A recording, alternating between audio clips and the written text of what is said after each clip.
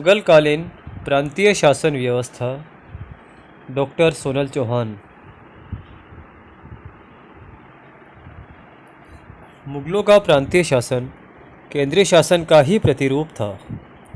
प्रशासन की दृष्टि से मुगल साम्राज्य को बाबर और हुमायूं के शासनकाल में मुगल प्रदेशों के प्रशासनिक मंडल सूबों की अपेक्षा जिले या यूँ कहे कि सरकार में विभक्त थे। जिन्हें आज जिला कहा जाता है, उस समय उसे सरकार कहा जाता था। शेर शाह ने भी प्रांतों को समुचित रूप से संगठित नहीं किया था। सबसे पहले अकबर ने ही प्रांतीय प्रशासन के लिए एक नया और विस्तृत आधार प्रस्तुत किया। अकबर ने 1580 ईस्वी में अपने संपूर्ण साम्राज्य को 12 सूबों में विभाजित किया, किंतु शासनकाल के अंतिम समय में दक्षिण भारत के बरार, खानदेश एवं अहमदनगर की विजय के पश्चात सूबों का ही वर्णन किया है। हालांकि अबुल फजल ने आईने अकबरी में सिर्फ और सिर्फ 12 सूबों की ही बात की है। जहांगीर ने कांगड़ा विजय करके उसे लाहौर सूबे में मिला लिया था, जो पहले से ही एक सूबा था। इसलिए उसके समय में सूबों की संख्या बदली नहीं, पहले जैसी ही रही।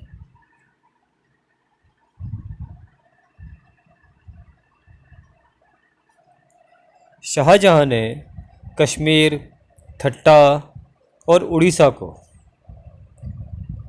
स्वतंत्र सूबा बना दिया, जिससे उसके सूबों की संख्या बढ़कर 18 हो गई।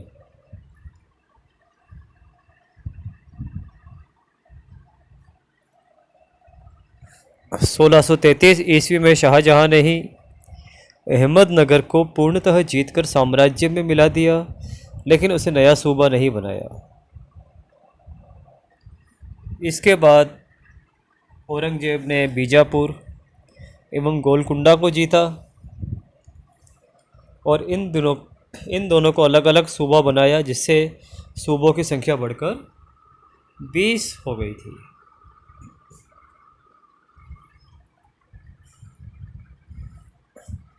मुगल काल प्रांतीय शासन व्यवस्था में जो हायरार्की थी, उसमें जो अधिकारी विद्यमान थे, उनके नाम में एक आता है सूबेदार। अकबर के काल में प्रांतीय प्रशासन के प्रमुख अधिकारी को सरकारी तौर पर सिपह सालार कहा जाता था, या गवर्नर जिसे कहते हैं कहा जाता था, जिसे उसके उत्तराधिकारियों के समय में नाजिम या सूबा साहब कहा जाने लगा। सूबा साहब या केवल सूबा जनसाधारण में सूबेदार के नाम से जाना जाता था। सूबेदार को उस सूबे के संपूर्ण सैनिक एवं असैनिक अधिकार प्राप्त थे। सूबेदार का स्थानांतरण आवश्यकता पड़ने पर होता रहता था।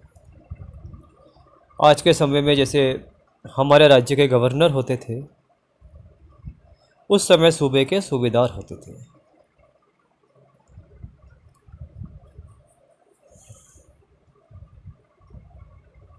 प्रांतीय दीवान या कहे दीवाने सूबा। दीवाने सूबा सूबे का वित्त अधिकारी होता था। हालांकि वह ओहदे में सीनियरिटी में गवर्नर से नीचे होता था, लेकिन वह गवर्नर अर्थात सूबेदार के अंडर में नहीं होता था। वह सीधे सीधे शाही दीवान, सेंट्रल गवर्नमेंट, केंद्रीय सरकार के प्रति उत्तरदायी होता था। दीवाने सूबा का मुख्य कार्य भू राजस्व एवं अन्य करों की वसूली करना, आय व्यय का हिसाब रखना, सूबे की आर्थिक स्थिति की सूचना केंद्रीय सरकार को देने के साथ साथ दीवानी मुकदमों का निर्णय करना था। फिर है बख्शी। बख्शी की नियुक्ति केंद्रीय मीर बख्शी के अनुरोध पर शाही दरबार द्वारा की जाती थी। बख्शी का मुख्य कार्य सूबे की सेना की देखभाल करना। यह बख्शी जो प्रांतीय बख्शी होता था, इसे वाक़िया नवीस के रूप में भी कार्य करना होता था। मतलब सूबे की समस्त जानकारी केंद्र को देनी होती थी। प्रांतीय बख्शी और केंद्रीय मीर बख्शी में एक बड़ा अंतर था। प्रांतीय बख्शी सेना का वेतन अधिकारी होता था, जबकि केंद्रीय मीर बख्शी सेना का वेतनाधिकारी नहीं होता था। केंद्र में यह काम दीवाने तन करता था।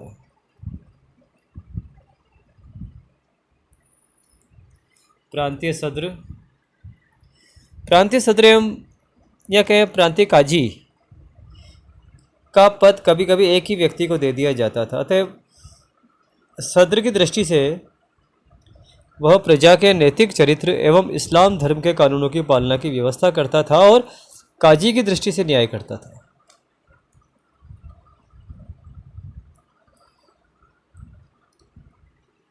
सरकार का शासन या जिले का शासन। मुग़ल काल में सरकार में फौजदार, आमिल, कोतवाल और काजी और कुछ और भी महत्वपूर्ण अधिकारी होते थे। फौजदार। मुग़ल काल में सरकार का मुख्य प्रशासक फौजदार होता था। इसका मुख्य कार्य सरकार में कानून व्यवस्था बनाए रखना तथा चोर लुटेरों से जनता की रक्षा करना होता था। इसके अलावा उसे राजस्व उगाही में अमल गुजार की सहायता भी करनी होती थी। शेर शाह के समय में इसे मुंसिफ मुंसिफान कहा जाता था। परगनों के मालगुजारी कर्मचारियों के कार्यों का निरीक्षण भी यही करता था और मुग़ल बादशाहों के समय में फौजदारों को न्यायिक अधिकार भी दिए जाते थे। फिर अमल गुजार। आमिल या अमल गुजार सरकार का वित्त अधिकारी होता था। इसका कार्य लगान वसूल करना तथा कृषि एवं किसानों दोनों की देखभाल करना था। वितिकची। अमल गुजार के अधीन वितिकची एक लिपिक होता था, एलडीसी होता था। उसे भूमि और लगान संबंधी कागजात तैयार करना होता था, जिसके आधार पर अमल गुजार लगान वसूल करता था।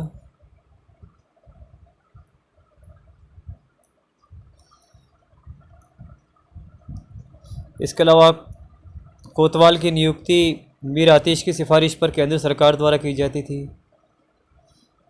कोतवाल की कचहरी को चबूतरा कहा जाता था। काजी सरकार की नियुक्ति काजी सूबा की संस्तुति पर सद्र उस सुदूर द्वारा की जाती थी।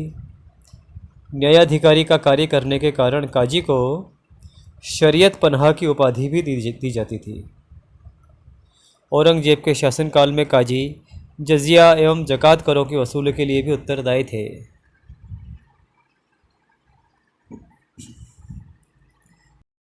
परगने का प्रशासन। प्रत्येक सरकार कई परगनों में बटा होता था। परगने के प्रमुख अधिकारी शिकदार, आमिल, फौजदार, कानूनगो और कारकुन होते थे। शिकदार परगने का प्रमुख अधिकारी होता था। इसका मुख्य कार्य परगने में शांति व्यवस्था स्थापित करना और राजस्व वसूल करने में आमिल की मदद करना होता था। आमिल परगने का वित्त अधिकारी होता था। अकबर ने अपने शासनकाल के 18वें वर्ष प्रत्येक परगने में जिसकी मालगुजारी आय प्रति वर्ष 1 करोड़ दाम या 25,000 रुपये थी, एक आमिल नियुक्त किया, जिसे जनसाधारण में करोड़ी कहा जाता था। शाहजहां के शासनकाल में प्रत्येक परगने में मालगुजारी निर्धारण के लिए एक परगना अमीन की नियुक्ति हुई।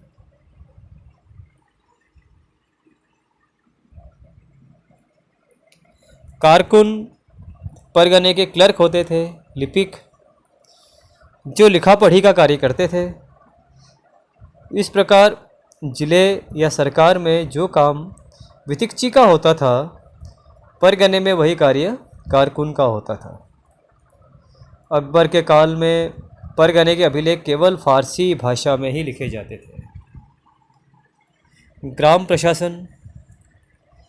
मुगल शासक गांव को भी एक स्वायत्त संस्था मानते थे, जिसके प्रशासन का उत्तरदायित्व मुगलों अधिकारियों को नहीं दिया जाता था, बल्कि परंपरागत ग्राम पंचायतें ही अपने गांव की सुरक्षा, सफाई एवं शिक्षा आदि की देखभाल करती थी।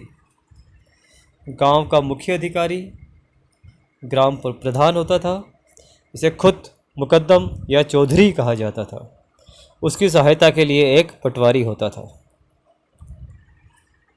मुगल काल में पटवारी को राजस्व का 1% दस्तूरी या कहें कमीशन दिया जाता था। परगनों के अंतर्गत आने वाले गांवों को मावदा या दीह कहा जाता था, और मावदा या दीह के अंतर्गत आने वाले छोटी छोटी बस्तियों को नागला कहा जाता था। शाहजहां के शासनकाल में परगना और सरकार और जिलों के बीच में एक और इकाई का निर्माण किया गया, जिसे चकला कहा जाता था, जिसके अंतर्गत कुछ परगने आते थे। मुगल काल में बंदरगाहों के प्रशासन की देखभाल मुसद्दी नामक अधिकारी करता था। मुगल काल में कारखानों पर सरकारी अधिकारी होता था। इसके प्रशासन के लिए दीवाने बयूतात नामक एक विभाग स्थापित किया गया था। इसका प्रमुख दीवाने बयूतात होता था। मुगल शाही कारखानों में बनने वाली वस्तुओं में खिल्लत विशेष उल्लेखनीय थी। खिल्लत एक सम्मान की पोशाक होती थी, जिसे बादशाह विशेष अवसरों पर विशेष व्यक्तियों को प्रदान करता था।